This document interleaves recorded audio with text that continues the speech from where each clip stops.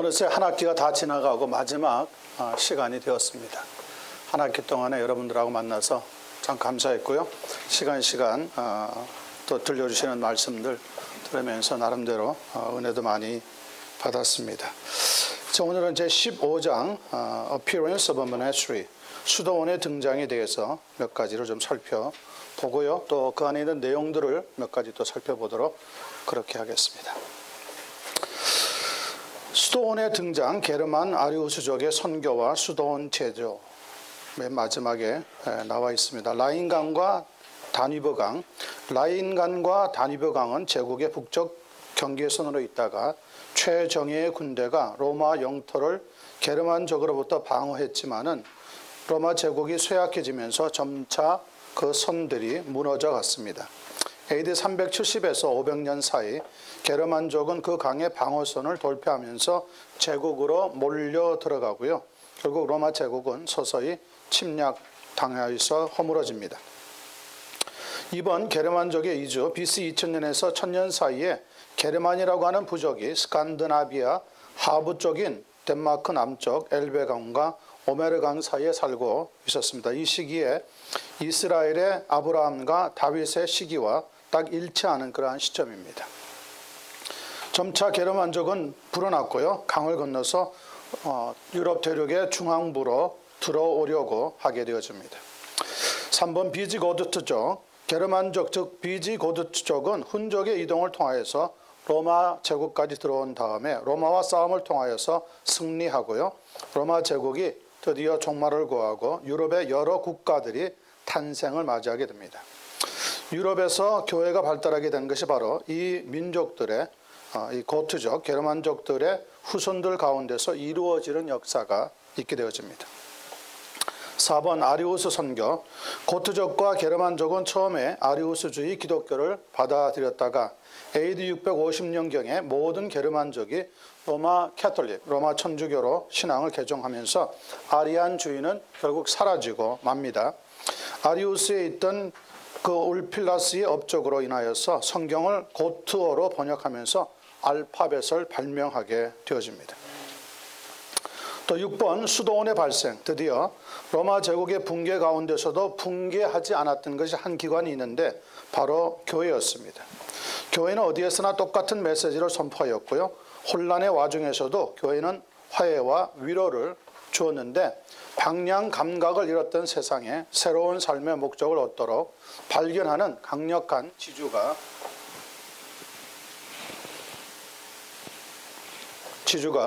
되었습니다.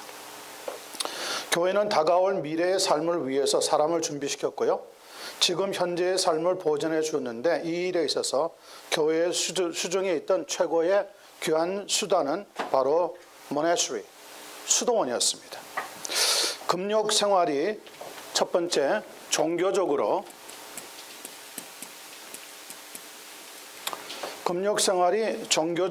집단적이고 조직화된 방법에서 실행했을 때 이것을 가리켜서 우리가 수도원주의라고 부르게 됩니다.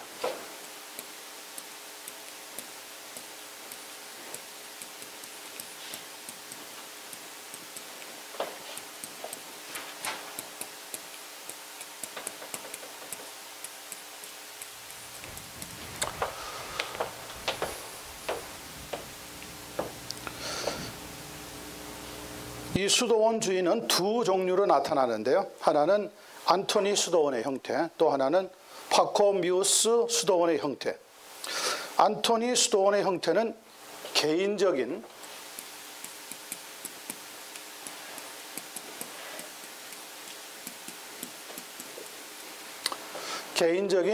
은혜 생활 혹은 개인적인 영성을 강조하면서 금욕적인 생활을 강조하는 것과 같이 또 파코미우스 수도원의 형태는 공동체로서의 금욕적인 생활을 강조하는 것으로 각각 나타났습니다.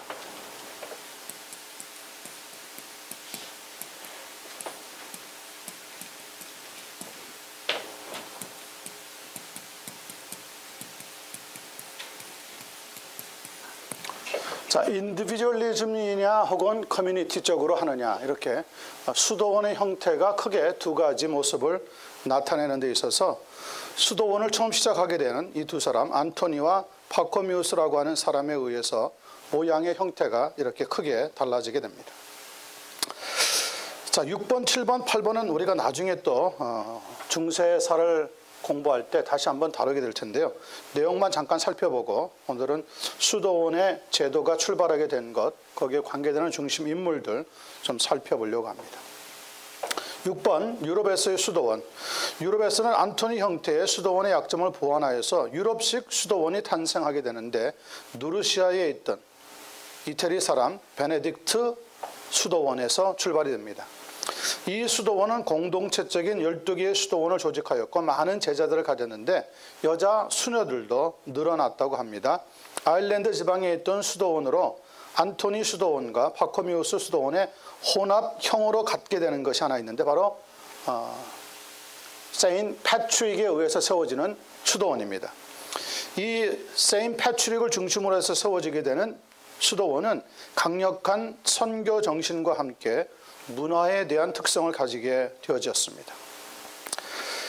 수도원들은 귀중한 서적을 복사했고요. 유럽을 캐톨릭화하는 데 큰 공헌을 하게 나중에 되어졌습니다.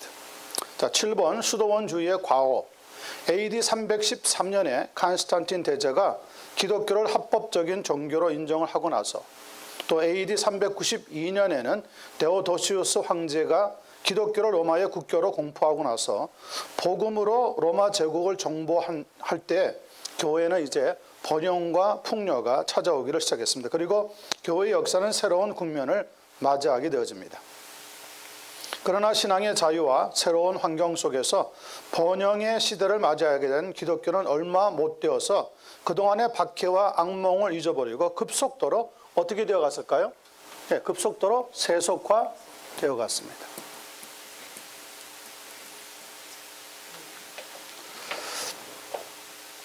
로마 제국 하에 교회는 놀라운 번영을 가져왔지만 신앙적으로는 그리 환영할 만한 것은 못 되었습니다. 권력의 힘을 입고 타락의 길을 걷고 있을 때 한편으로는 깨어있던 성도들이 이래서는 안 되겠다고 하는 마음을 가진 사람들이 하나 둘 모이면서 시작하게 된 것이 초기 수도원 운동의 출발이 동기가 되었습니다. 수도원 그러면은요, 저는 사실 그렇게 긍정적인 면은 많이 가지고 있지 않습니다.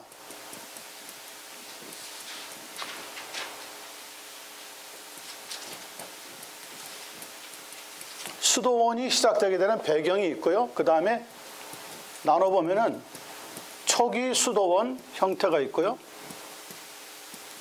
그리고 중기 수도원의 모습이 나타나고요. 그리고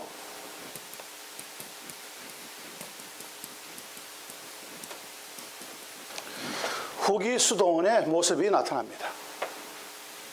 수도원은 갑자기 만들어진 제도 같아 보이지만은 사실은 영성운동이라고 하는 큰 목적을 가지고 있었습니다.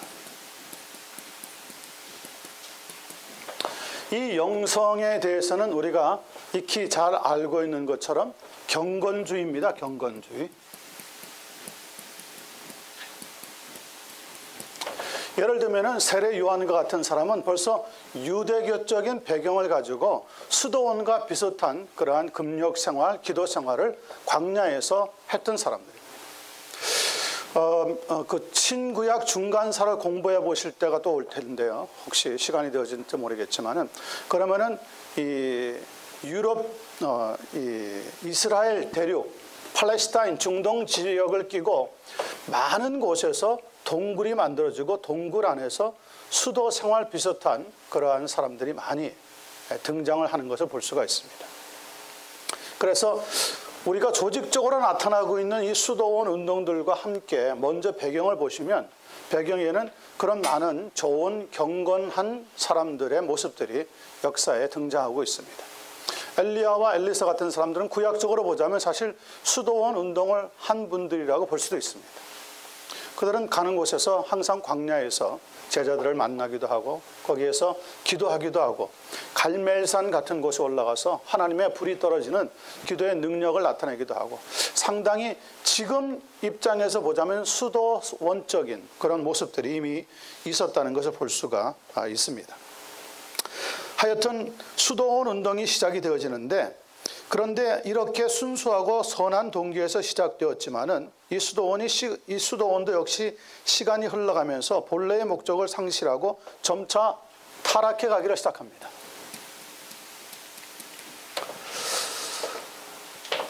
저희가 개혁주의 입장에서 적어도 초기 수도원 운동까지는 그래도 같이 협력을 하고 지지하고 또 그 안에서 나름대로 교훈을 생각해 볼 수 있지만은 그러나 중기 그리고 후기에 들어가면 수도원 제도는 어떤 제도를 지지하기 위해서 큰 일들을 벌이게 되느냐면 교황 제도를 더욱 단단하게 하기 위해서 본래의 목적보다는 교황 제도를 단단하게 지켜주는 하나의 기구로 만들어지는 것을 보게 되어집니다. 그래서 중기 수도원 이후 여러분들이 잘 아시는 것처럼 성 프란시스코 수도원이라든지 혹은 도미니크 수도원이라든지 갈멜 수도원 이런 수도원들은 벌써 중기에 들어가는 때의 모습이기 때문에 우리가 잘 다루려고 하지를 않습니다. 여러분들이 또 혹시 아는 예수회 같은 그런 수도원 운동들은 나중에 교황 제도를 아주 강력히 지지하는 단체가 만들어지고 로마 캐톨릭 대륙 혹은 영역을 더 넓히기 위해서 선교운동이라고 하는 것이 이렇게 초기라든지 우리가 생각하고 있는 기독교 초대교회사와는 약간은 다른 목적에서 선교운동이 일어나는 것을 볼 수가 있습니다. 그래서 우리가 수도원을 다룰 때 지금 초기까지만 잠깐 우리가 살펴보고 그 다음에 중기, 후기 들어가는 수도원의 운동들은 다음 학기에 우리가 중세사를 하게 되면 배우게 될 것입니다. 오늘은 이렇게 초기까지만 잠깐 살펴보도록 그렇게 하겠습니다.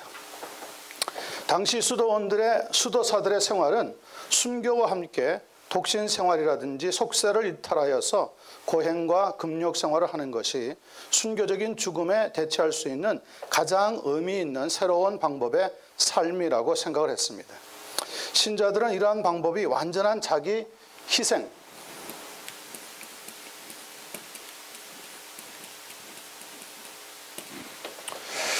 자기 희생을 요구하고 있기 때문에 금욕 생활을 하는 이들 안에는 순교의 정신이 살아있다고 확신을 했습니다. 지금 우리가 다 지금 초기 수도원의 모습을 살펴보고 있습니다. 그러므로 수도원의 생활이 어떠한 인간의 행위를 통하여서 의를 나타낼 수 있다고 하는 뜻으로도 점차 받아들여지게 되어졌습니다. 우리가 쉽게 이야기하는 공덕 생활. 그러니까 내가 수도원 생활을 통하여서 나름대로 의를 쌓고 덕을 쌓아간다고 생각하는 사상들이 조금씩 받아들여지게 됩니다. 그리하여서 결국 수도원도 윤리와 도덕적으로 극도의 타락의 길을 걷게 되어지는데 타락하게 되는 동기를 이해하기 위해서는 중세의 교회의 구원론을 알면은 이해하기가 훨씬 쉽다고 볼 수가 있습니다. 자, 그런 반면에 수도원을 그렇게 부정적으로만 볼 것이 아니라 긍정적인 면이 있다고도 생각하는 사람들이 있습니다. 그 긍정적인 면이라고 한다면 수도원의 출발이 순수한 사도적인 신앙생활, 사도적인 신앙생활의 동기에서 시작되었다고 보는 겁니다. 즉 갈급한 영적인 재충전을 위해서 시작이 되었다는 것이죠. 이 세상의 것을 다 버리고 오직 예수의 뒤를 따라갔던 사도들을 본받으려고 몸부림치는 데서부터 이 수도원 운동이 시작이 되었다고 보는 사람들도 있습니다. 자, 수도원에 들어가려고 할 때 세 가지 핵심적인 서약이 있습니다. 첫 번째는 자발적인 동정. 그래서 다른 말로 하자면은 결혼 금지. 이거는 지금 다 초기 수도원 운동이 일어난 뒤에 일어나고 있는 이야기들입니다. 타락한 뒤에. 자발적인 동정, 결혼을 금지시키는 겁니다. 두 번째는 자발적으로 가난한 청빈 생활. 그리고 세 번째는 자발적인 복종을 실행에 옮겨야 한다고 하는 세 가지 서약을 해야지만 수도원에 입회할 수가 있었습니다. 이들은 가난하고 깨끗하여서 단순한 마음으로 그리스도와 결합하여 그리스도의 명령에 실천하며 사는 자가 되고자 했습니다. 이러한 형태의 수도원이 서방에서 발달하였지만 그 시작은 동방교회에서부터 출발이 되었습니다. 동방교회는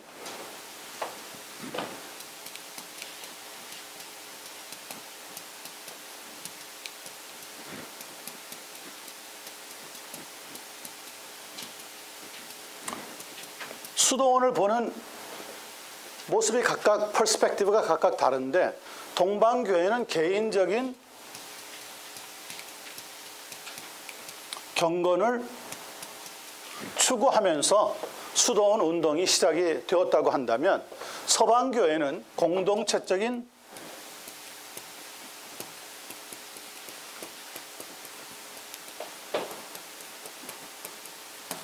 삶을 추구하자고 하는 의미에서 시작이 되었다고 볼 수가 있습니다. 자, 그런데 문제는 개인적인 경건으로 시작했던 동방교회의 수도원 운동이 점차 어디로 흘러가느냐 하면 신비주의로 흘러갑니다.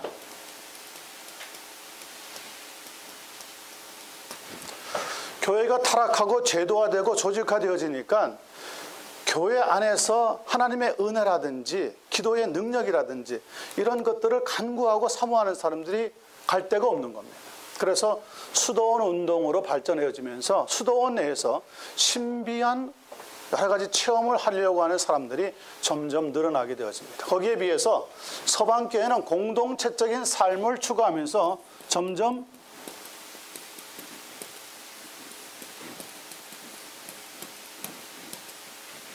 신학화되어지고 제도화되어지는 모습을 나타냅니다. 그래서 교회라고 하는 것이 조직적으로 되어지기 때문에 그 조직 안에는 누가 힘을 쓰느냐에 따라서 모든 결과가 달라지는 거죠. 그래서 한 교회나 지역의 감독 혹은 주교 그리고 교회 전체를 대표한다고 하는 교황제도가 탄생할 수밖에 없어지는 겁니다. 그래서 결국은 두 가지다 우리가 생각하는 순수한 목적을 수도원 통화에서 잃어버리게 됩니다.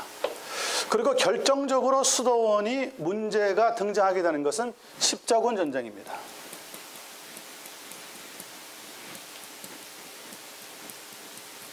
십자군 전쟁이 7차례 일어납니다. 7차례. 그리고 플러스 아동 십자군이라고 그래서 소년, 소녀들이 전쟁에 나가는 그런 십자군 운동도 하나 있었습니다. 어떻게 생각했냐면 어른들은 죄가 많아서 십자군 전쟁에 나갈 때마다 펀펀이 깨어지니까 지니까 순수하게 아이들, 죄가 없는 아이들을 보내서 한번 이겨보자. 그랬는데 오히려 아이들은 사로잡혀가지고 노예로 대부분 다 잡혀가고 아동 십자군 전쟁은 대참패를 경험하게 되었습니다. 이때 이 십자군 운동을 가장 강력하게 지지했던 그룹들이 누구냐면 바로 수도원 출신들입니다. 그래서 교회 역사에 있어서는 수도원 운동이 항상 좋은 면보다는 나쁜 면이 훨씬 더 많이 소개되고 있다고 보아도 과언은 아닙니다. 자, 하여튼 수도원이 서방에서 많이 발달했지만 시작은 동방교회에서부터 출발되었다고 보고 있고요. 동방교회는 서방교회의 논리와 이성 대신에 어디에다가 근거를 두었겠습니까? 결국 감성과 영성.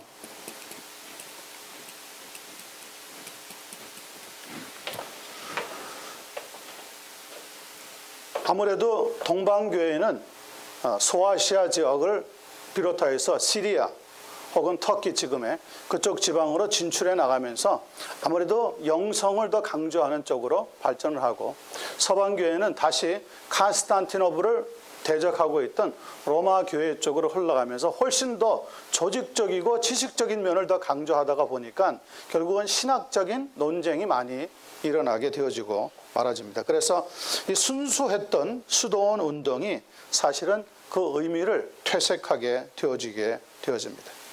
감성과 영성을 동방교회는 훨씬 더 근거를 두고 있었고요. 서방교회가 하나님과의 연합과 초월성을 강조했다면 동방교회는 인간과 하나님의 연합, 곧 인간의 신성화에다가 강조점을 많이 두었습니다. 그래서 이들은 지속적인 영성 훈련을 강조하면서 기도, 명상, 독경, 금식 등등으로 영적인 기쁨과 하나님의 교제를 추구하게 되어져 나가게 됩니다.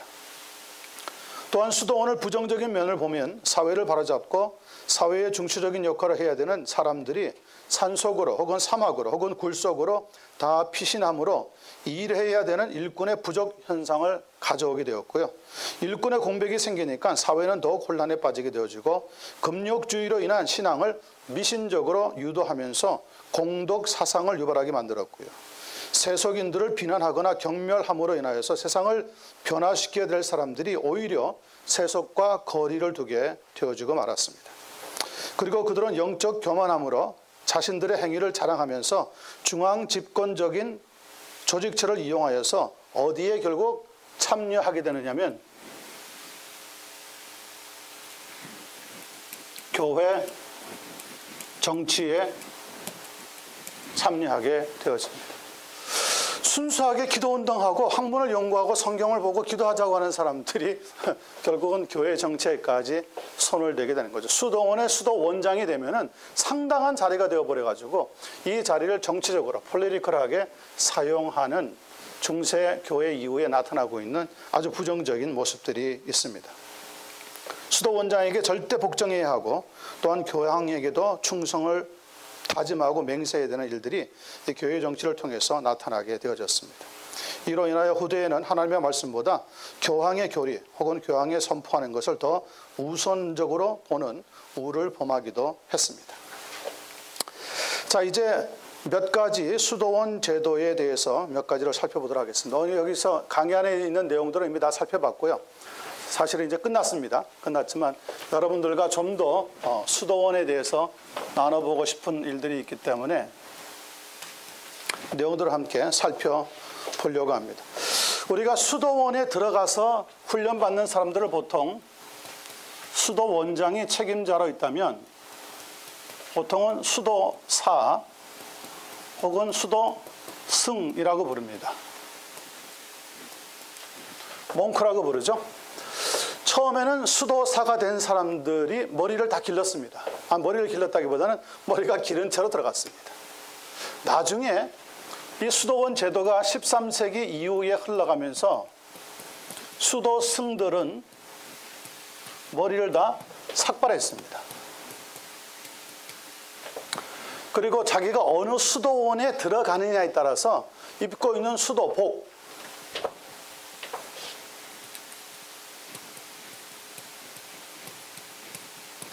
어떤 옷을 색깔을 입고 있느냐에 따라서 어느 수도의 소속이라는 것이 결정이 되어지게 되었습니다.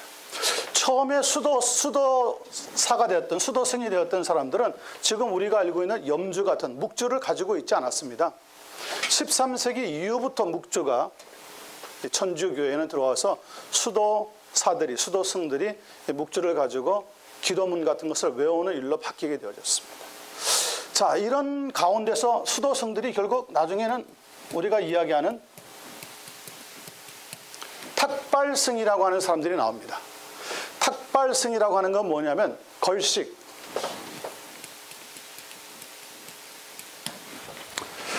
한마디로 얘기해서 구걸하는 사람들입니다. 그래서 웬만큼 좀 큰 주머니를 가지고 다니면서 사람들을 만나면은 구걸을 하고 거기에다가 음식이라든지 혹은 돈이라든지 받아가지고 와서 수도원에 있는 사람들과 나누게 되는 순수한 이제 걸식, 우리말로 얘기하자면 거지승들이 나오기를 시작합니다.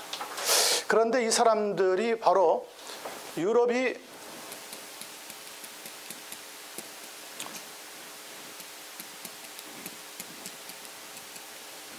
물질화 되어지기를 시작하는 그 시대와 맞물리면서 걸식승, 탁발승들이 아주 굉장한 인기를 끌게 되어집니다. 여러분들이 잘 아는 성 프란시스코 같은 사람은 아주 그 시대의 영웅이 될 정도로 존경을 받는 일이 생겼습니다. 우리말로 하자면 순수하게 무소유 개념인 거죠. 물질을 초월해서 사는 겁니다. 그러니 이 세상 사람 같아 보이질 않는 거예요. 완전히 무슨 신이 내려온, 천사가 내려온 것과 같은 그런 존경을 얻는 일들도 교회의 역사를 보면은 아주 나타나고 있는 것을 볼 수가 있습니다. 하지만 초대 원래 이 수도산들은 그런 의미에서 수도를 시작한 것이 아니라 원래는 은둔자라고 해서 시끄러운 세속을 좀 떠나서 명상을 하고 자신의 경건을 돌아보려고 시작되었던 어떤 면에서는 정말 순수한 그러한 모습입니다. 라틴 말로 이 수도사들을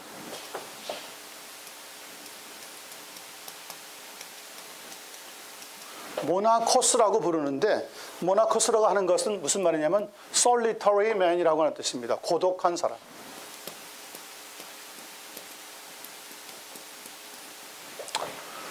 여기에서 이제 나중에 수도원이라고 하는 모네스트리라고 하는 용어가 파생을 하게 되어집니다. 그러니까 고독한 사람들이 모여 있는 단체를 나중에는 모네스트리, 수도원이라고 부르게 되어졌습니다.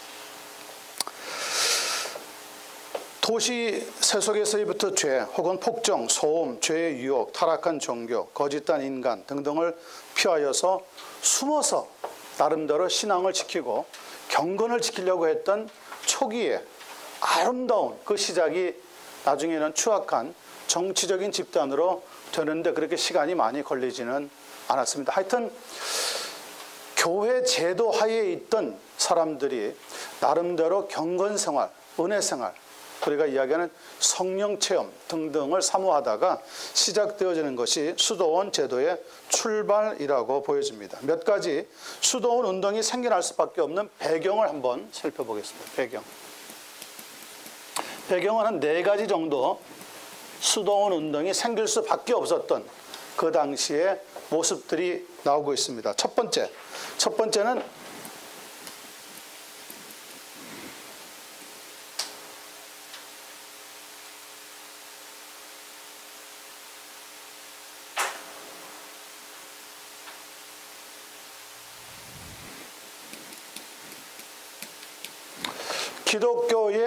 기독교 신앙의 전통입니다. 기독교의 특징은 어디에 있느냐?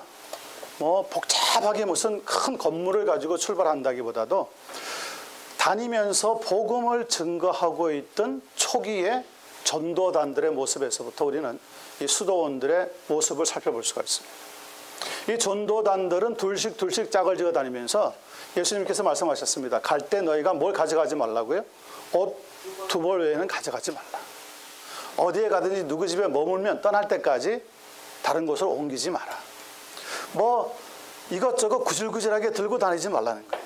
우리가 아까 이제 수업 시작하기 전에 제가 선교사로 나갔다 왔다는 거 잠깐 얘기했었는데, 이전에 그 동양권에서 나온 선교사님들이랑 서방권에서 나온 선교사님들, 혹은 유럽이나 미국, 그리고 혹은 아시아권, 한국이라든지 인도네시아, 싱가포르 이런 쪽에서 나오는 선교사님들이랑 큰 차이가 뭐냐? 공항에서 내릴 때 가방수를 보면 압니다. 서양 선교사님들은 가방이요 한 10개에서 15개 잔뜩 무슨 물건이 그렇게 많은지. 근데 대부분 이제 동양에서 오신 선교사님들은 가방이 하나 둘 아주 단촐합니다. 가져올 게 별로 없는 거죠, 사실. 그만큼 선교사님들이 가지고 다니는 가방 수를 보면은 이 사람이 어디서 왔겠다를 짐작을 할 수 있었습니다. 그래서 서방에서 그렇게 많은 가방을 가지고 오는 선교사님들을 우리가 코끼리 선교사님이라고 불렀습니다. 덩치가 큰 짐들을 많이 가지고 다닙니다. 그런데 저희들은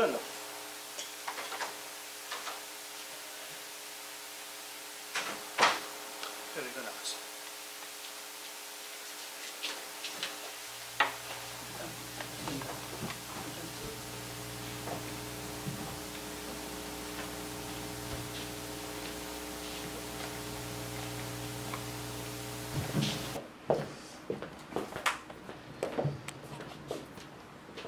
선교사님들의 여러 모습들을 우리가 살펴볼 수 있는데요. 지금은 물론 많이 달라졌습니다. 지금은 이제 한국에서 오시는 선교사님들은 보통 이제 우리가 뭐라고 부르냐면 컨테이너 선교사님. 웬 짐들을 한국에서 그렇게 많이 보내주는지요? 제가 알고 있는 탄자니아에 있는 선교사님, 피 선교사님이라고 계시는데 정말 탄자니아에서 저 구석에 있습니다. 정말 조그마한 도시에 사역하는 분인데, 이제 거기에서 리빙스턴 하이스쿨이라고 이제 고등학교를, 중고등학교를 시작하게 되었는데, 가서 보니까요, 야, 아프리카에서는 구경할 수 없는 책상 걸상이, 그리고 칠판까지 기가 막히게 붙어가지고 있는 거예요. 그래서 어디서 났느냐? 그러니까 한국에 가서, 한국에는요, 학교가 3년에서 5년이면은 학교에 있는 모든 제품들을 다 바꾼답니다. 그럼 그때 어디다가 버려야 되는데 처치곤란이래요. 선교사님이랑 연락이 되면 선교사님이 컨테이너만 사가지고 보내는 것을 하고 모든 짐들을 다 그냥 공짜로 준답니다. 그러니까 한국도 이제는 뭐 물건들이 너무 좋아져가지고요. 가보니까 뭐 학 클래스가 한 10클래스를 좀 만들어 놨는데 책상도 그렇고 걸상도 그렇고 칠판도 그렇고 아프리카에서는 구경을 못하는 기가 막히게 좋은 책걸상도 있는 거고, 저희가 학교를 시작할 때는 그런 게 없었거든요.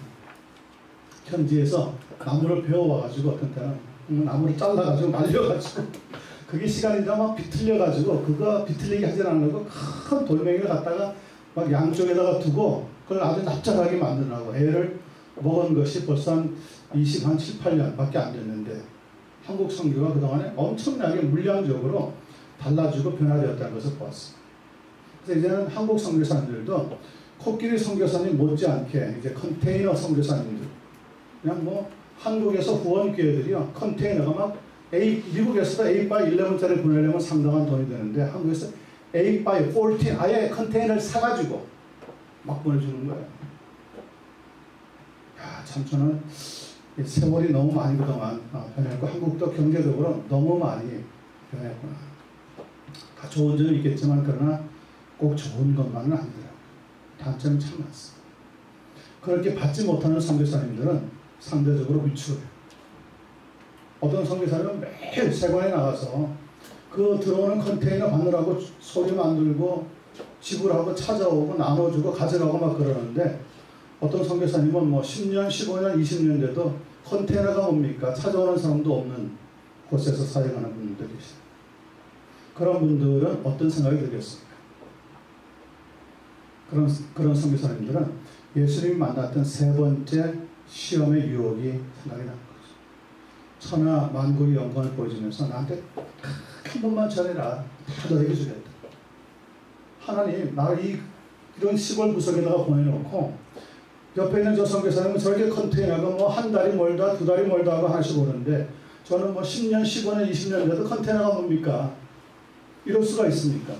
하나님 저를 도와주시지 않으면은 한 번 선교지 현장에서 한번 성공하고 싶은데 사역을 가면 사역을 나타내고 싶은데 하면서 마음속에 어떤 무서운 마음이 드느냐면 사역만 성공할 수 있다면 누구랑도 한번 손잡았으면 좋겠다. 그런 생각이 들어요. 무서운 거예요. 꼭 사탄이 나타나서 안 하더라도 다른 세력과 손을 잡아서라도 한번 해보고 싶은 마음이 막 듭니다. 그럴 때 선교라고 하는 것은 정상 궤도를 이탈하게 되죠. 제대로 된 선교가 나올 거 아니죠. 2만 명이 지금 우리 한국 선교사님들, 미국에서 파송된 선교사님들까지 합치면 한 2만 700명, 여기서 지금 700에서 750명, 그동안 못 나왔습니다. 이민교회 역사가 100년이라고 해도 여기서 지금 선교사님 나가는 사람들이 많이 없어요. 그들 중에서 정말 얼마나 착실하게, 더구나 우리는 개혁주의 입장에 있는데 개혁주의 입장에서 제대로 된 선교를 하는 분들은 얼마나 될까? 참 나름대로 걱정도 많이 되고 염려도 많이 되는 가운데 있습니다.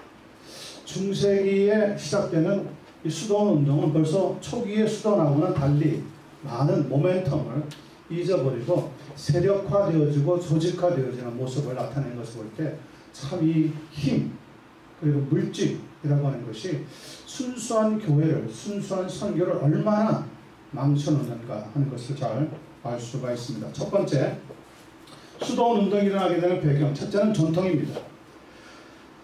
박해 당시에 많은 사람들이 자신들의 몸에, 그리스도의 몸에 고난을, 흔적을 가졌다고 하면서 고행과 독신 생활들을 서약하기도 했는데 박해가 끝나고 나서, 다시 말하면 지하에 있던 교회가 지상으로 나오고 나서 그들은 그 서약을 중단하지 않고 계속 하고 싶었지만은 되지 않았기 때문에 역시 그 전통을 살려서 수도원 운동이라고 하는 모습으로 나타나기를 시작을 했다는 겁니다. 두 번째,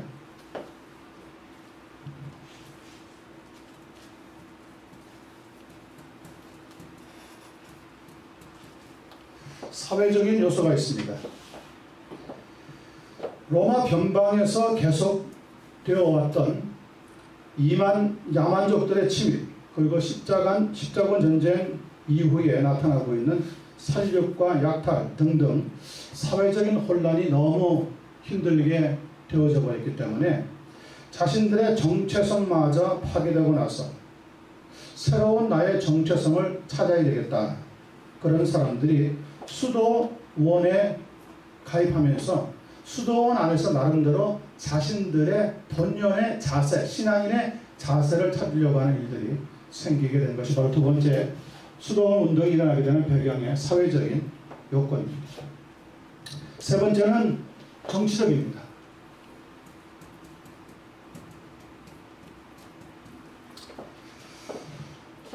아무래도 로마 제국 시대였기 때문에 로마 정부와 가까우면 가까울수록 교회도 큰 교회를 얻을 수가 있고 건물을 땅도 좋은 곳에 위치도 좋은 곳에 얻을 수 있는 이점이 있었습니다. 이걸 잘 알고 있던 로마의 관리라든지 로마의 황제는 교회를 이용하기를 시작했습니다. 그런 데에 환멸을 느끼고 있던 정말 순수한 신앙을 가지고 있던 교회 지도자들은 더 이상 세속 정치와 관계를 하고 싶지 않았기 때문에 수도원이라고 하는 새로운 형태의 신앙 운동을 붙잡을 수밖에 없는 입장이 되어졌다는 것을 볼 수가 있습니다. 마지막에는 네 번째, 종교적인 이유입니다.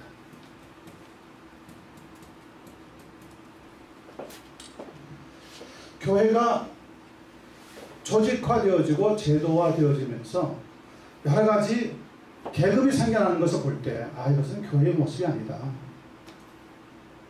교황제도가 더구나 생겨지고 나서 오히려 영적인 힘이 무디어지는 것을 깨닫게 되고 오히려 중앙 집권적으로 되어가는 그 체계 속에서 교회는 더 이상 교회가 아니라 종교 기구가 되는 것에 안타까워했던 사람들이 이것을 부정하면서 그 모티브를 어디에서부터 다시 교회 회복 운동의 역사를 찾기 시작했냐면 바로 이 수도원 운동에서부터 교회의 원래 모습을 회복하려고 하는 사람들이 생겨나게 되었습니다. 이렇게 교회의 수도원의 배경이 되는 네 가지가 전통, 그리고 사회적인 요인, 정치적인 요인, 그리고 종교적인 요인이 각각 있었다는 것을 살펴볼 수가 있습니다. 자, 그러면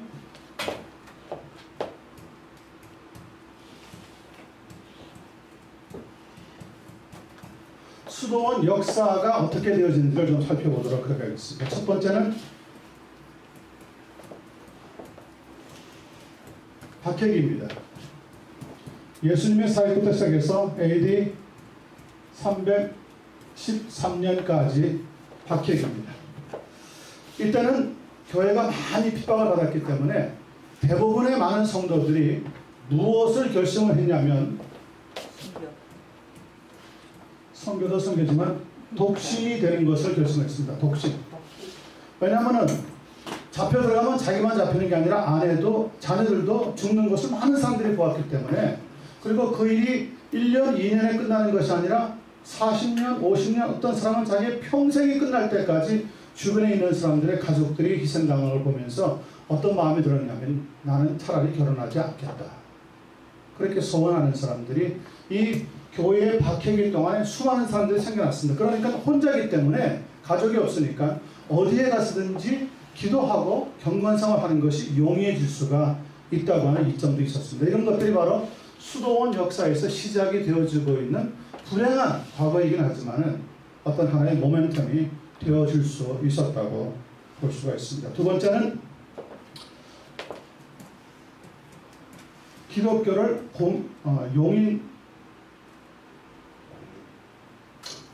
공인했던 당시입니다.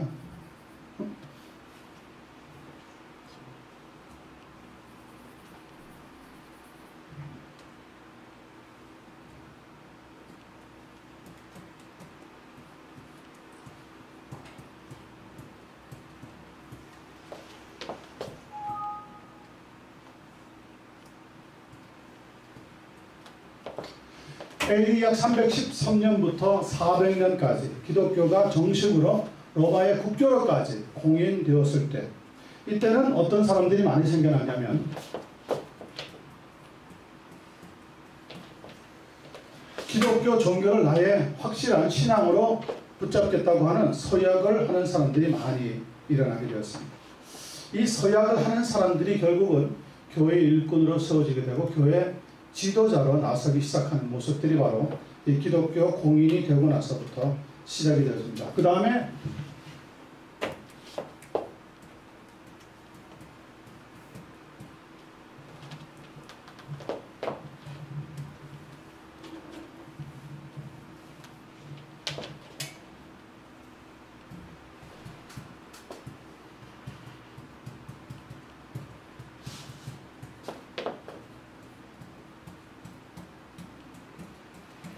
그 다음에 3세기부터 5세기 사이에 동방수도원이 정착을 하기를 시작합니다.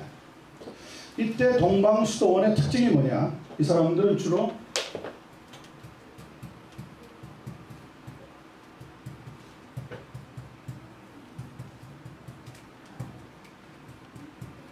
은둔형 수도 생활을 하는 사람들이 대부분이었습니다. 이 중에 여러분들이 잘 아시는 갑바도기아에 있던 세 명의 신학자 기억하실 겁니다. 바실과 함께 리사의 그레고리, 그리고 나시안 주스의 그레고리. 이 세 사람들은 지금으로 말하자면 터키 지방입니다. 터키 지방에 있는 동굴 속에서 수도원 생활을 해나갑니다. 그리고 이분들을 통하여서 어떤 아름다운 모습들이 일어나느냐면 예수 그리스도와의 체험하는 신비적인 삶들이 이루어지기 시작합니다. 지금도 갑바도기아에 가면 수많은 동굴들이 있습니다. 그리고 그 동굴 안에 들어가 보시면 알겠지만 몇 가정이 함께 살 수 있도록 내부가 넓은 데도 있고요. 어떤 데는 한 가정이, 어떤 데는 혼자 들어가서 살만한 그런 면적들이 준비되어 있는데, 한 가지 놀라는 것은 그 돌을 어떻게 그렇게 파고 들어가서 그 많은 면적과 넓이를 가지고 수도 생활들을 각각 할 수가 있으냐.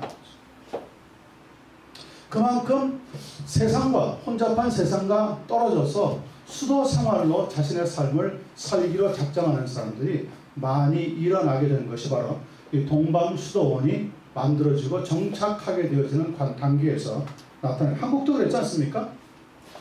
저는 한국에서 신앙생활을 말씀드린 것처럼 안 했기 때문에 자세히는 모르지만, 그러나 한국 역사를 좀 나름대로 공부하고 연구하면서 한국이 6.25 전쟁을 겪고 나서 수많은 곳에 기도원 운동, 특별히 삼각산 기도원 같은 데는 뭐 한 20-30년 동안 하루도 빼놓지 않고 기도하는 사람들이 교체되면서 계속해서 기도를 했다고 합니다.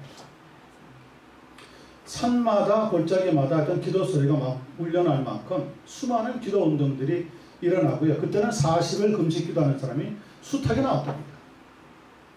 지금은 뭐 기도 운동이 한국도 어느새 사그러들었죠. 세계적으로 자랑하고 있는 새벽 기도회라 그러는데, 이게 새벽 기도회가 아니라 새벽 집회잖아요.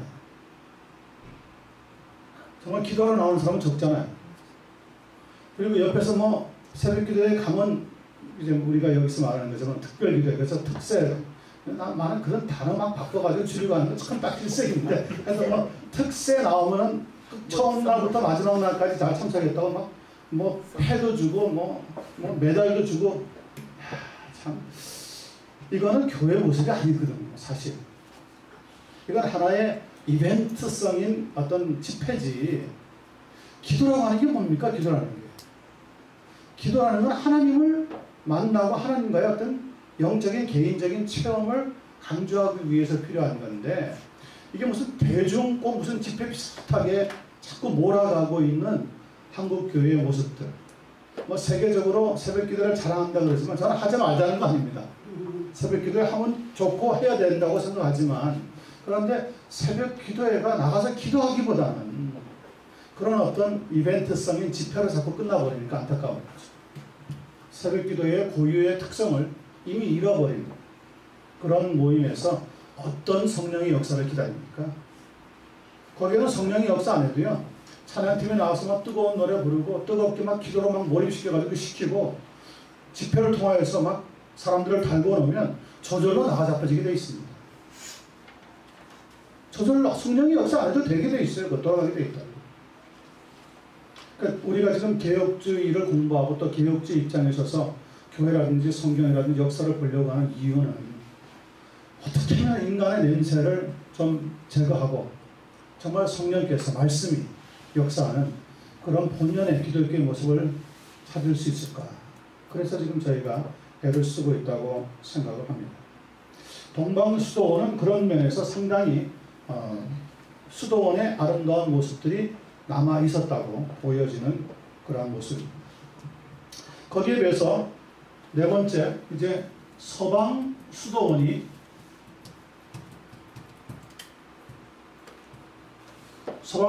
이제 세워지는 그런 시기가 찾아옵니다. 서방수도원은 조금 다른 때보다도 좀 늦게 되어지는데 6세기부터 약 11세기에 걸쳐서 많은 서방수도원들이 나타나기를 시작합니다. 이 서방수도원들은 원래는 수도원의 정신을 부활시키자, 그래서 교회에 영적으로 목마른 사람들에게 어떤 나름대로의 활력을 제공하자, 그런 의미에서 시작이 되었지만 멀리 가지 못해서 결국 공동체적인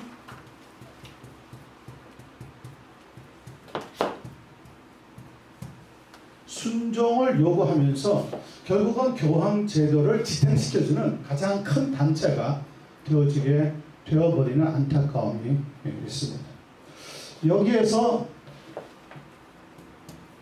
한 가지 서방수도원이 너무 공동체적인 순종을 요구하면서 이게 하나의 조직으로 전락하는 것을 안타까워하면서 나오게 된 사람들이 누구냐, 바로 탁발 수도원들. 탁발 수도원들은 결국 13세기부터 시작을 해서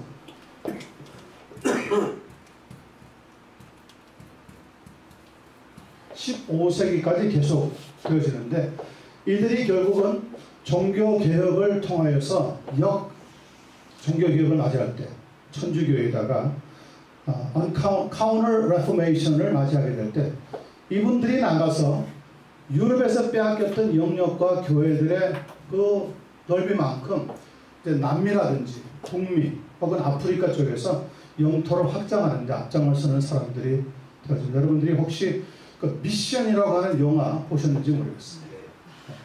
저도 이제 선교사를 막 떠나려고 하던 해에 그 영화가 만들어져가지고 보여준 적이 있는데, 떠나기 전에 한 번 더 같이 봤죠.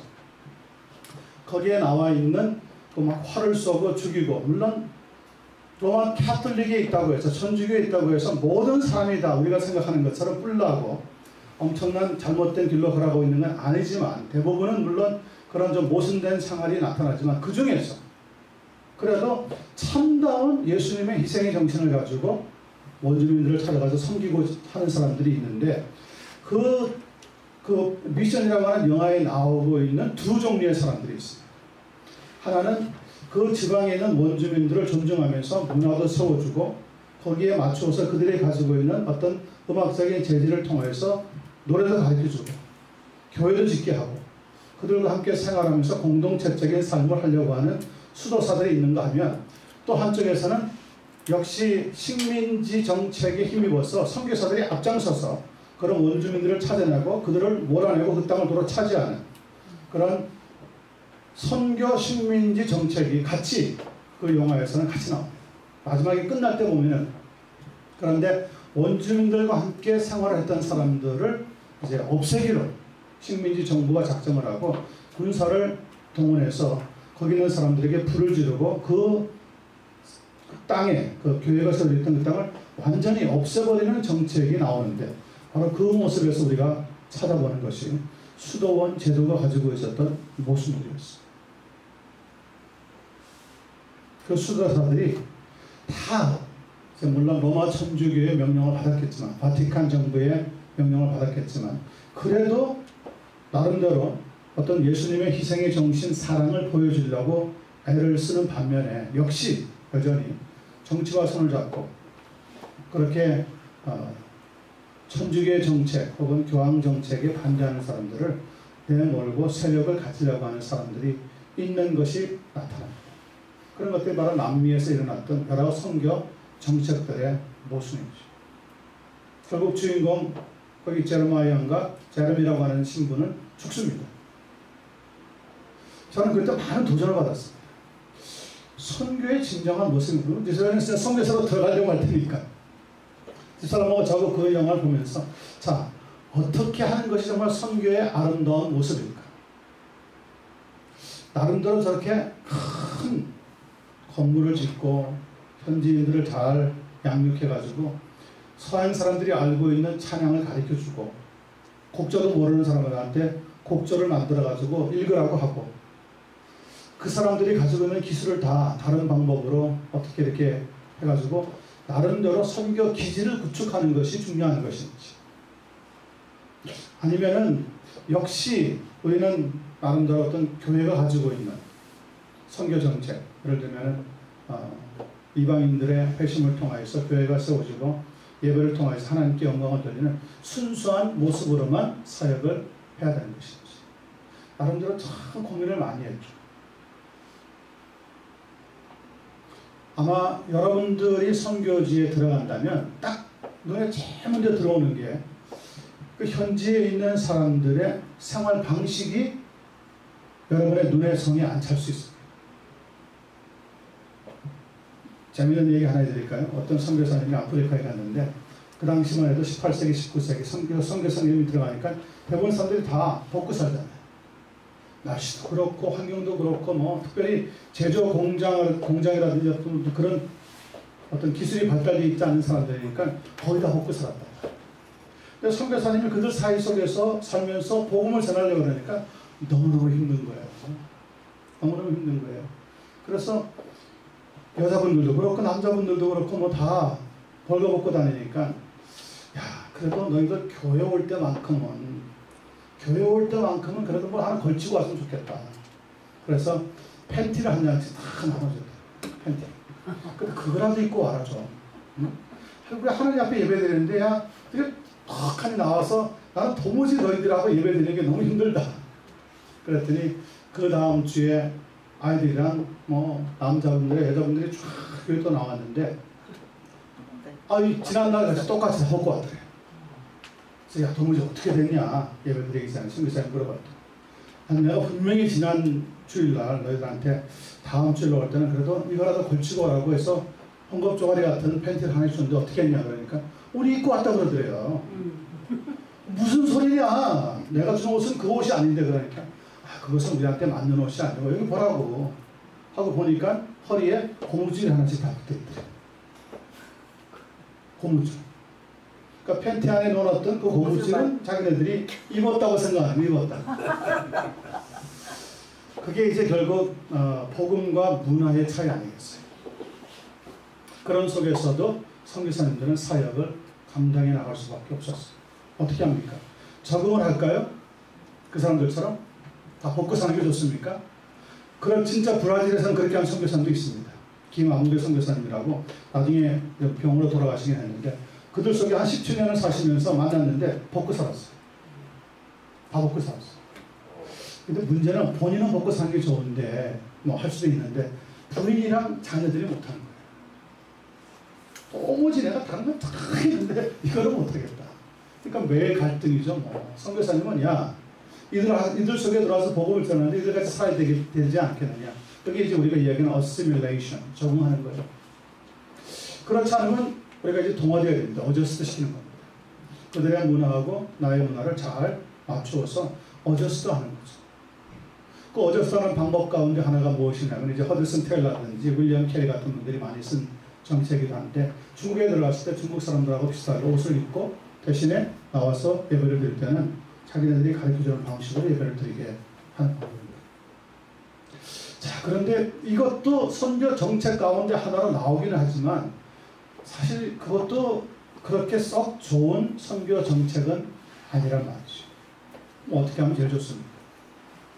결국은 선교사님도 그렇고 현지인들도 그렇고 하나님의 말씀 앞에 와서 하나님의 말씀이 무엇을 가리키고 있는지를 봐야 되는 거죠.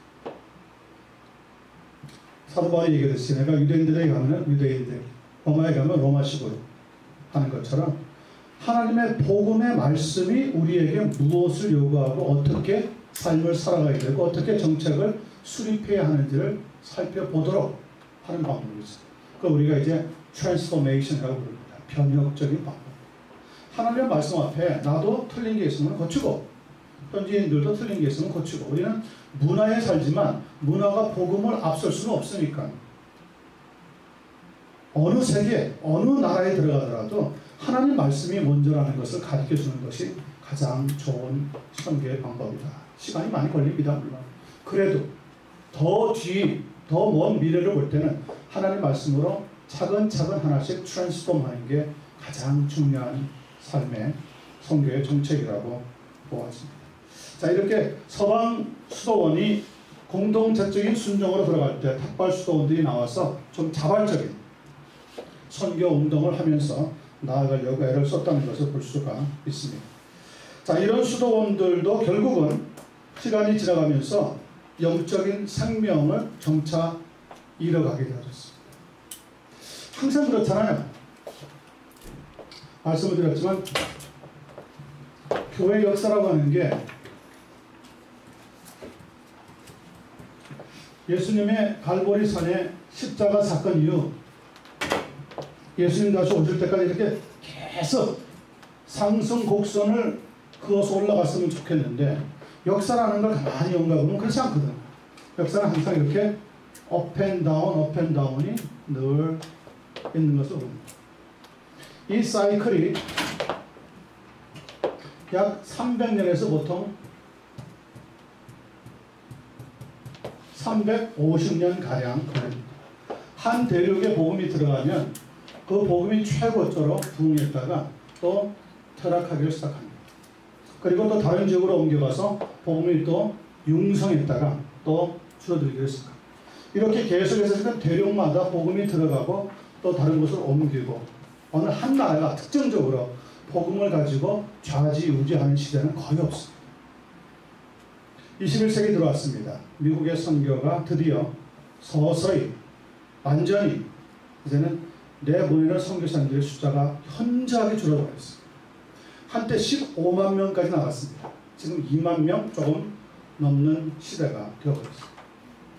거기에 비해서 제3세계라고 불리우는 2, 3세계라고 불리우는 아시아권의 많은 교회들이 지금 특징적으로 많이 선교가 나가고 있습니다. 그중에 물론 한국도 포함됩니다. 저는 가장 지금 이전에는 많은 우리 한국 목사님들이 한국 교회의 20세기 말에 나타났던 폭발적인 교회 성장을 보면서 앞으로 다음 세대 20세기 말에 선교에 앞장서는 세대는 한국 교회가 될 것이다. 뭐 이렇게 공언하는 사람들도 많았고요. 또 한국 교회가 마지막 선교의 주자다 이렇게 한 분들도 많았는데 문제는 20세기가 지나고 지금 21세기잖아요. 그러니까 20세기 말에 선두주자라고 했던 한국교회는 그 패턴을 다른 데다가 넘겨주어야 하는 입장이 왔습니다. 그리고 한국교회는 드디어 완전히 지금 이제 성장이 멈춰버리고 퇴보하고 있는 가운데 있습니다. 전 세계적으로 여러분 종교 인구가 어디가 제일 많은 줄 아세요? 3, 4년 전부터 회교가 지금 세계 제1의 종교 인구를 자랑하고 있습니다. 그동안에 기독교가 많았다 했어도 그건 사실은 천주교랑 합친 숫자였고요. 개신교만 놓고 볼 때는 지금 세계 4등에서 5등밖에 안 됩니다. 왜 그럴까요? 교회가 지금 교회의 본질이 무엇인지를 자꾸 잊어버리고 있어요. 그 중에 이 본질을 잊어버리게 만드는 가장 무서운 힘이 이전에는 우리가 공산주의에 대해서 굉장히 비판적이었는데 저는 오히려 자본주의에 있다고 봅니다. 자본주의보다 무서운 게 없어요. 그렇습니다. 자본주의는요, 우리 기독교의 야성의 힘을 지금 집어삼키고 있어요. 그 배에 타고 있는, 자본주의라고 하는 배에 타고 있는 교회는 점점점 지금 가라앉고 있는 거죠. 이런 가운데 저는 가장 지금 고무적으로 희망을 가지고 지켜보고 있는 교회가 어디냐면 중국교회입니다.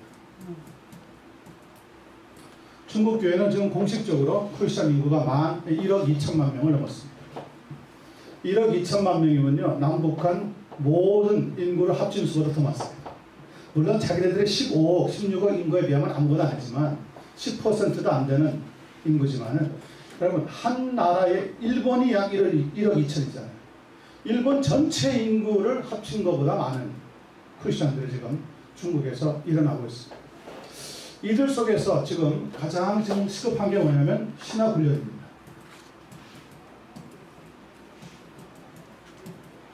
그동안에는 성경 한 권 가지고 지켜왔던 중국 교회였다고 한다면, 이제는 세계 선교를 감당해야 하는 입장까지 지금 발전해 나왔는데, 결국 가장 중요한 것은 지도자를 기르는 모습이어야 되는데, 지금은 세상을 떠났지만 랄프 윈터라고 해서 바로 여기에 있던 그 파사디나에 있던 월드 US 센터, 거기에서 선교 대학장을 맡고 있던 랄프 윈터 교수님이, 목사님이 세상을 떠나기 전에 서구 선교사가 저지른 지난 세기의 12가지 실수에 대해서 발표한 적이 있습니다. 그 12개를 발표한 것 중에 하나가 뭐냐면, 서구 선교사들은 나가서 신학교를 세우되 성경학교를 세우는 것이 실패했다. 한마디로 무슨 얘기입니까? 피선교지 나라에 있는 사람들의 수준을 너무 우습게 봤다는 거죠. 자기네들은 하이컬처, 고급화된 문화권에 살고 있었고, 자기네들이 복음을 전하러 갔던 나라, 피선교지에 있던 사람들은 로컬처, 자기네들보다 문화가 떨어지는 세계에 살고 있는 사람들이니까 자기네 나라에서 배웠던 어떤 바이블 칼리지 혹은 theological seminary 수준으로 가르치면 안 된다고 처음부터 선교 정책이 만들어져서 거기에 바이블 인스티튜트 혹은 바이블 스쿨을 정했던 것이 결정적으로 서구 선교가 몰락하는 데 큰 한몫을 했다. 처음부터 수준 있게 앞으로 미래의 지도를 보면서 하이컬처 속에서 세워질 수 있는 성경 대학을 꿈꾸고 선교 혹은 성경 신학교, 신학 대학원을 꿈꾸면서 시작해 주었더라면 150년, 200년 동안 지금 거기를 수많은 그 나라의 미래의 지도자들이 탄생했을 거라고 하는 후회입니다. 저는 동의합니다. 저는 동의합니다. 하나님의 나라는요, 대중이, 민중이 이끌어가는 사회가 아닙니다. 해방신학은 그렇게 이야기했죠. 해방신학의 키는 민중입니다. 그런데 개혁주의 신학의 키는 하나님. 하나님은 창조적인 소수로 원합니다. 창조적인 소수가 원하는 건 뭡니까? 하나님의 뜻을 이루기 위해서 전심적으로 예수 그리스도를 바라보면서 달려가는.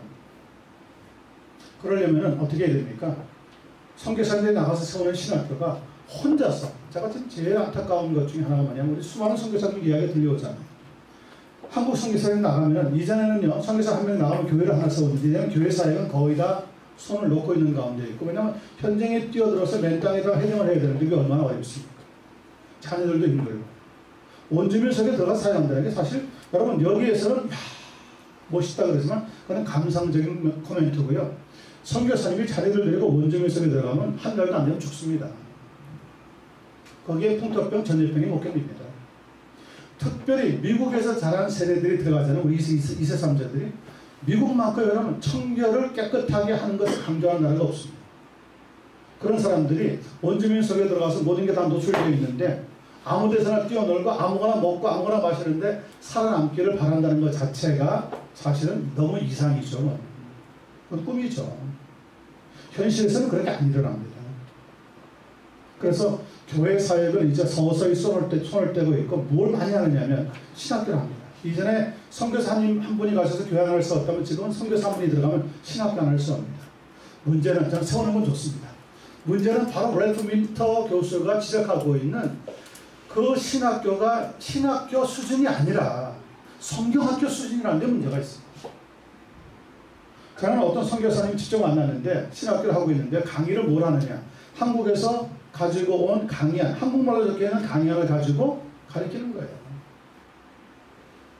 현지인이 알아들 게 뭡니까? 그만큼 지금 현지인들을 대하는 수준 자체가 우리가 생각하고 있는 것은 아주 우리보다 떨어진다고 생각하기 때문에 여전히 우리가 이야기하는 선교 식민지화가 수많은 우리 한국 선교사들이 나갔는데도 현장에서 이루어지고 있다는 거죠. 만약에 그것이 계속 앞으로 30년, 40년 된다면 선교의 희망은 그렇게 많이 없습니다. 그런데 이 중국 교회는 우리가 지금 느끼지 못하고 있지만은 급속적인 성장과 함께 중국 교회가 가지고 있는 특징이 있습니다.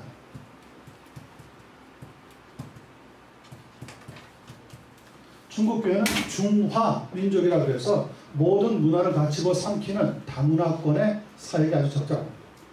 특별히 중국을 보셨겠지만 중국 대륙을 이렇게 보시면 이 서쪽은 어디랑 경계선이 맞닿아 있냐면 중동 국가인 회교권과 맞닿아 있습니다. 지금 세계에서 가장 많은 인구를 자랑하고 있는 데가 회교권에 회교의 종교라고 한다면 그들에게 복음을 반드시 우리가 전해야지만 넘어가야 하는 능선인데 이 전해야 되는 이쪽에 있는 사람들에게 한국 선교사님들, 미국 선교사님들, 북대주, 북미주, 유럽 대륙에 있던 선교사님들은 벌써 이 중동 회교권 사역에서 실패했다는 것 역사가 이미 다 나타납니다. 그럼 아시아권에서 과연 이 회교권 사역을 누가 다 담당할 수 있겠습니까? 한국 분들이요? 한국 분들은 지난번에 그 선물교회인가 한국의 어떤 교회가 단기 선교로 나가지 말라고 하는데도 그 인터컵에 누구 최 어떤 선교사랑 손을 잡고 나갔다가 막 사람들이 다치고 죽고 사역다운 사역도 못하고 다시 한국으로 돌아오면서 한국 선교사님들 회교권에 있는 선교사님들 다 들통났습니다. 다 들통났습니다. 어느 지역에 누가 했다는 거 다 밝혀졌습니다. 그리고 한국 사람들이 회교권, 중동 국가에 특별히 들어오는 이유가 거기에 무슨 관광을 온다든지 무슨 사업 때문에 들어오는 게 아니라 어떤 선입관을 딱 넣어줬냐면요. 이 사람들이 우리에게 기독교를 가르치려고 오는 거야. 그렇게 생각해요. 그래서 그동안에 이름을 감추고 회교권에 들어갈 때 지금까지 다 한국 분들이 이름을 감췄거든요. 다른 이름으로 바꾸고 들어갔는데 그분들이 30년, 40년 해왔던 사역들이 거의 다 물거품이 되어버렸어요. 힘듭니다. 그리고 이슬람이 오히려 한국이 세계에서 제일 선교하기가 힘든 나라다. 그래서 한국을 타겟을 해서 수많은 회교권 사람들을 보냈어요.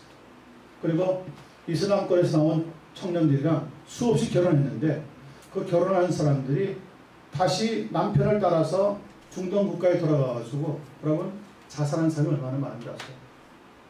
그 문화권에서 사람 취급을 못 받습니다. 한국에 들어오기 전에 자기 부인이 벌써 자기 나라에 있었습니다. 그러니까 지금 한국에서 결혼한 여인들은 진짜 부인이 아닌 거예요. 본부인이 아니에요. 그리고 그 어려운 중동 문화, 회교권 문화에서 견디지 못한 우리 한국 여자분들이 탈출하잖아요. 잡히면은요, 그 자리에서 추방이든지 다른 나라에 창녀로 팔고. 한국 교회나 한국 정부가 빨리 지금 시급해야 되는 일들이 바로 그런 겁니다. 찾아내야 됩니다. 한국에서 시집간 젊은 처녀분들이 어디 있는지 모른답니다. 딱 들어가면 소식 꺼내진답니다. 무서운 선교적인 결과들이죠. 이런 것들이 바로 지금 회개에 대해서 준비가 안 되어 있는데 감상적으로 중동권에서 온 사람들이 우리부리하고 말이에요. 아라비안 나이트에 대한 환상적인 꿈들을 많이 갖고 있는 그런 분들이 있거든요. 그러니까 쉽게 외국에 나갈 수 있다고 하는 것 때문에 나갔다가 곤란을 겪는 사람들이 얼마나 많죠. 선교는 여러분 꿈이 아닙니다. 선교는 실제입니다. 준비하지 않으면 당합니다. 그래서 참 좀 중요한 일이라고 생각되고요. 이 서부 쪽에 중동 국가와 가장 붙어있는 중국 이 민족들이야말로 이 사람들이 복음화되어지면 중국 본토에 있는 사람들보다 더 잘, 아시아권의 어떤 나라들보다 더 잘, 이미 이 회교권에 있는 문화를 알고 언어를 알고 여기 있는 사람들과 교류가 있기 때문에 쉽게 복음을 전할 수 있는 사람이 되어진다는 거죠. 그래서 지금 중국 자체의 3자 교회, 지하 교회 상관없이 이 중동의 복음을 전하기 위해 선교사 모으려고 하는 운동이 활발하게 지금 논의가 되고 계획을 세우고 있다고. 1억 2천만 명 중에 여러분 한 100만 명만 나가도 어마어마한 거예요. 우리가 꿈꾸지 못하는 일들이 마지막 때 중국 교회를 통하여서 일어날 가능성이 좀 굉장히 높아졌다. 우리는 중국 분들 그렇게 또 민족성 때문에 과거 어두운 역사 때문에 그렇게 좋아하지 않지만 여러분 중국 사람들이 가지고 있는 멘탈리티는 우리하고 다릅니다. 우리는 그냥 무엇이든지 빨리빨리 그런데 중국 분들은 만만 됩니다. 이런 거 하나 하는 것도요. 우리가 돈을 써면 모여가지고 세미나 몇 개 열고요. 나갈 사람 고르고 뭐 지금 뭐 후원을 어떻게 하느냐 이럴 텐데 이거 지금 이야기한 지가 벌써 10년 넘었는데 아직까지 지금 계속 모입니다. 계속 모입니다. 그러나 21세기 선교 마지막 주자는 우리 한국이 아니라 중국이 될 가능성이 굉장히 많습니다. 우리 한국교회가 한 가지 공헌해 줄 일이 있다면 바로 이겁니다. 현지 지도자들 양성해 주고. 그래서 중국 이 선교는요, 이전에 해오던 막 가서 돈 뿌리고 교회 지어주고 막 이런 선교가 아니라 진짜 실질적으로 사람을 양육하고 사람을 세우고 지도자로 만들어가는 이 과정이 굉장히 중요하다는 것을 우리가 생각하지 않을 수가 없습니다. 자, 이렇게 수도원 운동에 대해서 몇 가지 우리가 쭉 살펴보았습니다. 수도원 운동에 한 사람만 우리가 이야기를 하고 오늘 전체는 대충 정리하면서 넘어갔으면 좋겠습니다.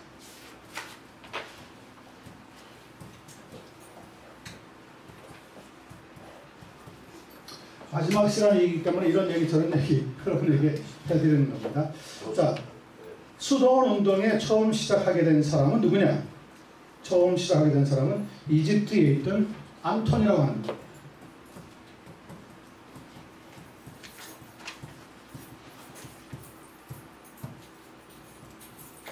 안톤이라고 하는 수도사입니다. 이 사람이 처음으로 교회다운 교회를 벗어나서 온돈형 수도 생활을 시작하게 되는 아주 귀한 사람입니다. AD 269년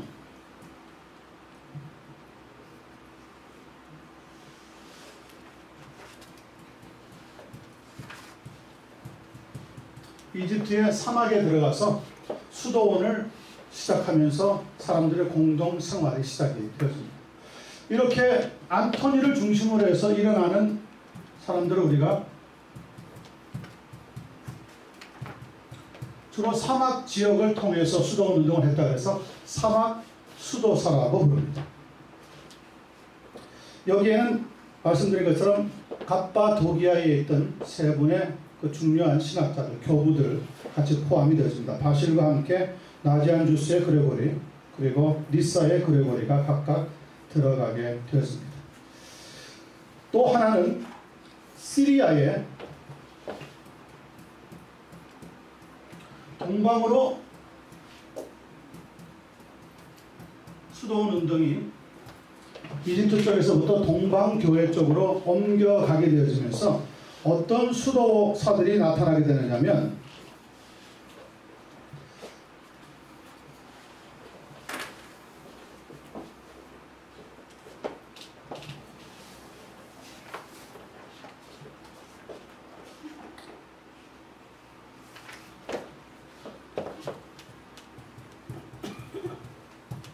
사막 수도사와는 좀 다른 주상 수도사라고 하는 사람들이 나타납니다. 주상 수도사라고 하는 것은 뭐냐면 높은 기둥을 세우는 겁니다.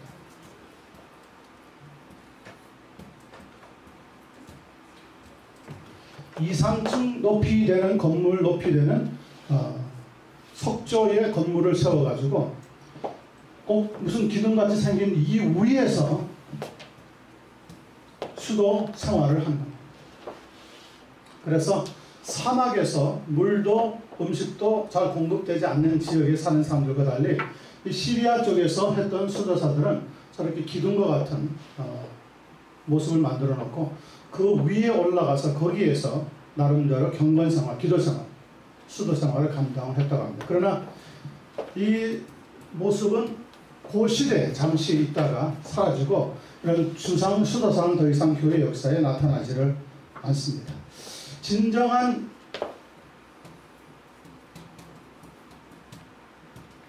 수도원 운동을 시작하게 되는 사람은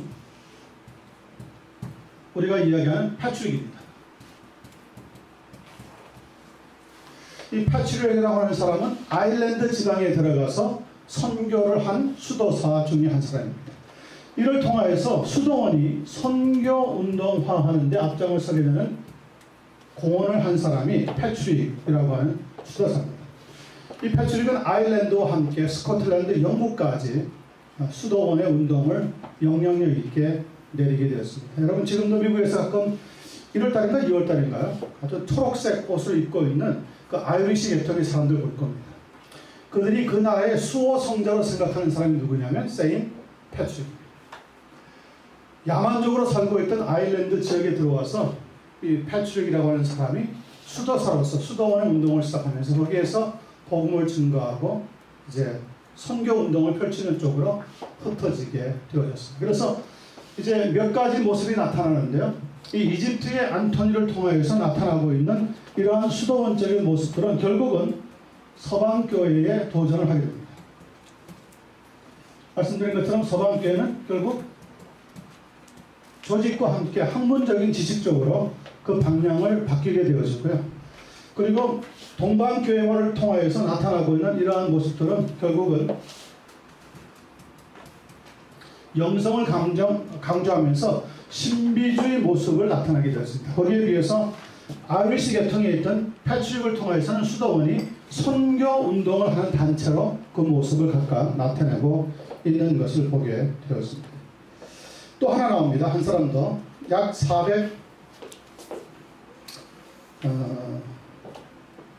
512년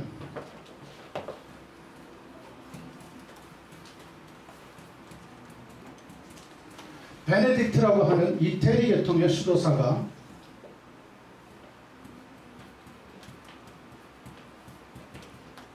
(512년경에) 수도원 운동을 시작하는데 이분이 벌인 수도원의 운동은 뭐냐면 주로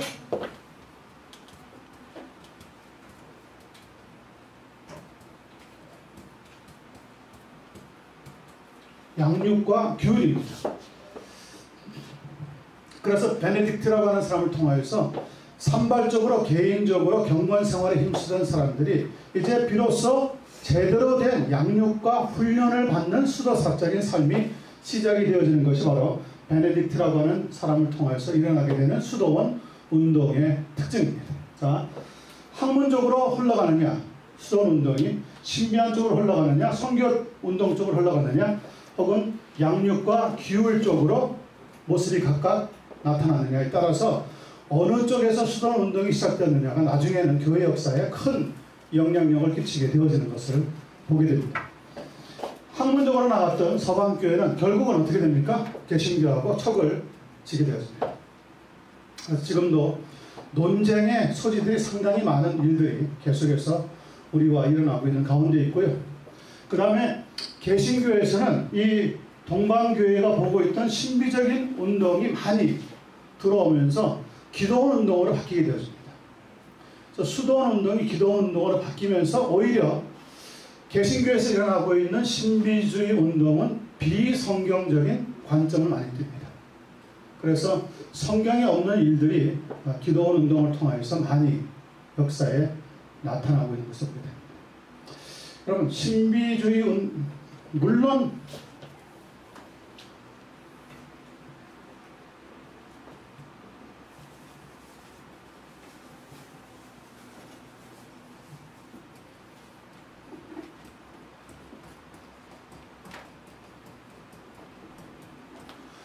기독교에서 성경에서 신비를 강조합니다. 맞습니다. 예수님의 성육신 신비입니다.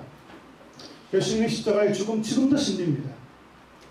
예수님의 부활 우리는 뭐 말로는 다 알지만 신비한 사건입니다. 그러나 기독교 자체가 신비주의는 아닙니다. 신비와 신비주의는 다릅니다.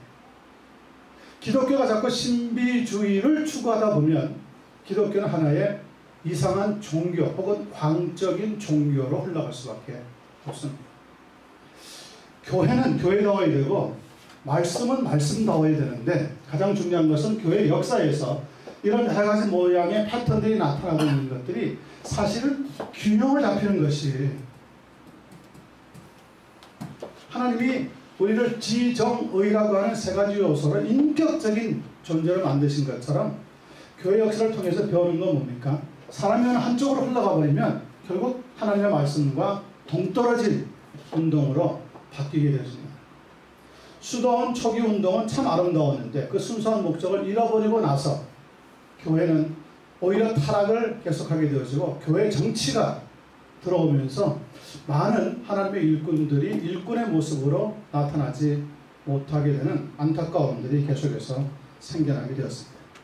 자, 이렇게 안타까움과 또 유익한 점이 공존하는 것이 초대교회인데요. 여기까지 오늘 이제 모든 걸 끝내고 이제 다음번에 우리가 만나게 되면은 중세교회로 돌아가는데 이 중세교회는 과연 어떤 모습이었을까? 이런 플러스와 마이너스가 공존하고 있는 시대를 마감하면서 이제 5세기 이후 6세기부터 거의 15세기까지 걸리는 근 1000년 동안의 교회 역사에 주로 힘을 발휘하는 것은 로만 캐톨릭 철치가 되어집니다.